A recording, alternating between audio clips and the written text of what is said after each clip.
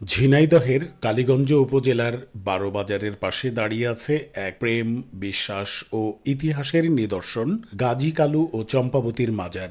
লোককথা আর জনশ্রুতিতে ভরপুর এই মাজারে প্রতিদিন শত শত নারী পুরুষ ছুটে আসেন মনের বাসনা পূরণের আশায়। এই মাজারের মানত করার রীতিও বেশ ব্যতিক্রম। সাধারণত মাজারে সুতো বেঁধে মানত করতে দেখা যায়, কিন্তু এখানে রঙিন পলিথিন সুতোর মতো গেথে বটবৃক্ষের ঝুড়িতে ঝুড়িতে রাখা হয়।